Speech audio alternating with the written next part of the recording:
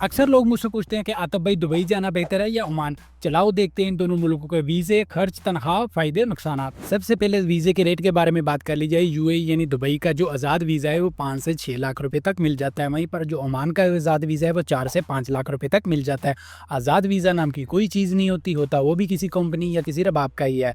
वहीं पर अगर कंपनी के वीज़े की बात कर ली जाए तो जो दुबई में कंपनी का वीज़ा है वो 3 से 4 लाख रुपए तक मिल जाता है। वहीं पर ओमान में जो कंपनी का वीज़ा है वो 2 से 3 लाख रुपए का मिल जाता है। कंपनी का वीज़ा होता फ्री है, जो मिडिल मैन या एजेंट है यही ज़्यादा पैसे आपसे चार्ज करते हैं। रहायश, खाना पीना और रबाब के अखराजात के बारे में बात कर ली जाए तो दुबई में आपको कंपनी फ्री रहायश दे देती है। वहाँ पर आपका 250 से 300 दिरहम तक मैस का खर्चा आ जाता।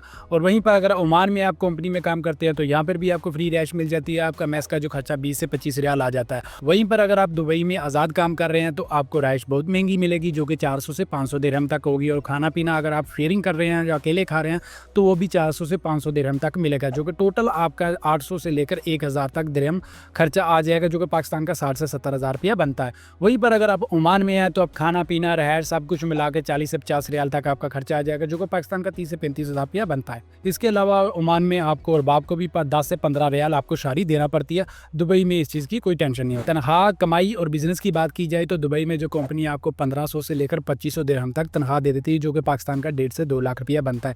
वहीं पर ओमान में कंपनी आपको 100 रियाल से 120 रियाल तक सैलरी देती है, जो कि पाकिस्तान का 1 से 1.25 लाख बन जाता है। वहीं पर अगर आप आज़ाद काम कर रहे हैं तो दुबई में आपको 3000 से लेकर 3500 दिरहम तक ईजिली मिल जाता है, जो कि पाकिस्तान का 2.5 से 3 लाख रुपया बन जाता है। वहीं पर अगर आप ओमान में आज़ाद काम कर रहे हैं तो यहाँ पे 150 से लेकर 200 जैसे ज़्यादा आपको मिल जाता है, जो कि पाकिस्तान का 1 से 1.5 लाख या 2 लाख रुपया बन जाता है। इसके अलावा अगर आप दुबई में कोई अपना बिजनेस स्टार्ट कर लेते हैं, अपनी कोई शॉप ओपन कर लेते हैं तो आप 3 से 4 लाख रुपये या 5 लाख रुपया महीने ईजिली कमा सकते हैं। वहीं पर अगर ओमान में आप अपना बिजनेस स्टार्ट कर लेते हैं, कोई शॉप ओपन कर लेते हैं, 2 से 3 लाख या इससे ज़्यादा आप इजीली कमा सकते हैं। दुबई में बिजनेस करना इजी है। छुट्टी और टिकट की बात की जाए दुबई और ओमान में आपको छुट्टी अप्रूव करवाने की कोई ज़रूरत नहीं होती। आपके पास पासपोर्ट होता है, आप टिकट लेकर आप छुट्टी जा सकते हैं और जब मर्जी वापस आ सकते हैं। और कंपनी की जो छुट्टी है वो 2 साल के बाद आपको मिलती है, वो टिकट आने जाने का आपको मिलता है। अगर आप दोनों मुल्कों में छुट्टी गए और वापस नहीं आए तो आपके ऊपर बैन भी लग सकता है। लीगल रिस्क और काम की आज़ादी के बारे में बात की जाए तो तकरीबन दोनों मुल्कों के जो रूल है वो सेम ही है। आप जिस कंपनी या जिस स्पॉन्सर या जिस बंदे के पास काम गए आपको वही काम उसी जगह पे करना होगा। दूसरी जगह पर आप काम करते पकड़े गए तो आपको भारी जुर्माना हो सकता है।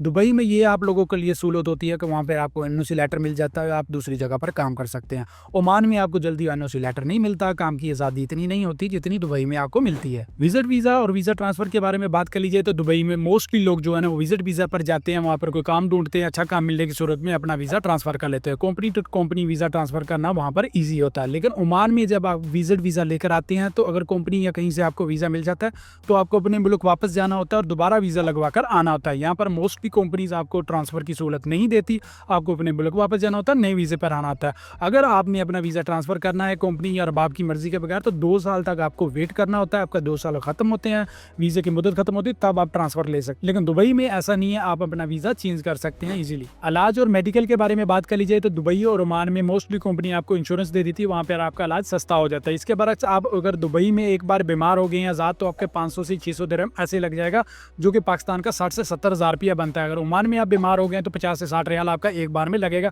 जो कि पाकिस्तान का 30 से 40 हज़ार रुपया बनता है। अब अगर लाइफस्टाइल के बारे में बात कर ली जाए तो दुबई का जो लाइफस्टाइल है वो बहुत ही एडवांस, बिजी, इंजॉयमेंट वाला पूरा माहौल आपको वहाँ पर मिलता है।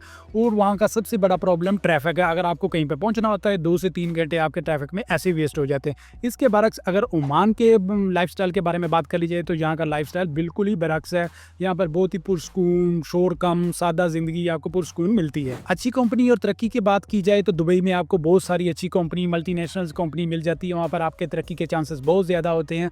वहीं पर ओमान में आपको इतनी ज़्यादा ऑप्शंस नहीं मिलते, यहाँ पर लिमिटेड कंपनी होती है, आपकी तरक्की के चांसेस बहुत कम होते हैं। तो दोस्तों, अच्छी सैलरी, तरक्की और एंजॉयमेंट वाला माहौल चाहते हैं तो दुबई आपके लिए ठीक है। अगर पुरसकून माहौल के साथ आप मुनासिब सैलरी और टेंशन फ्री लाइफ चाहते हैं तो ओमान आपके लिए ठीक है। तो मेरे परदेसी भाई कमेंट में ये ज़रूर बताएं ओमान ठीक है या दुबई ठीक है। उन्होंने पाकिस्तानी में कमेंट में ये ज़रूर बताएं आप कौन सी कंट्री आना चाहेंगे। Like, follow, subscribe. मिलते हैं अगली वीडियो में। अल्लाह हाफिज़।